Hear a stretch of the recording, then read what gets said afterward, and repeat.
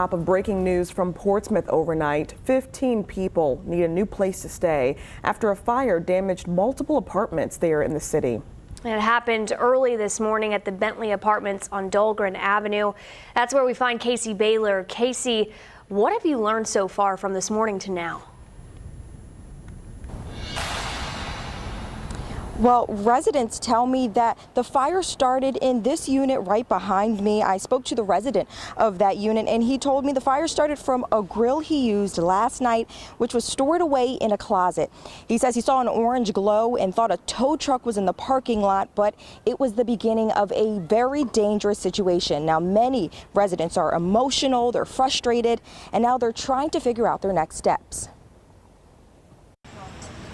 Jasper Davis thought his friend Tina called to say hello around 3 this morning, which is their daily routine. Normally she goes to work at around that time, and she normally calls to say good morning, and I'm on my way to work. Instead, he says Tina called frantically, telling him her neighbor's apartment caught on fire hours earlier. And she said she looked outside and she saw how smoky it was, and she ran and she saw blazes. He instantly ran over to check in on her. I mean, this is when you need a friend, because I don't think she really knew what was going to happen. Portsmouth fire crews say they responded to Dahlgren Avenue after 1:30 this morning. Officials say heavy fire and smoke came from the second floor of the 8-unit structure. The fire even burned through the roof of the building.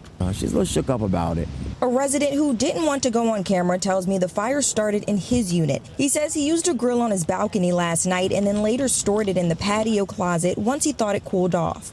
A few hours later, he says he noticed an orange glow. That's when he says his unit caught on fire. 13 adults and 2 children made it out without any injuries. Davis says all he wants to do is comfort and help his friend.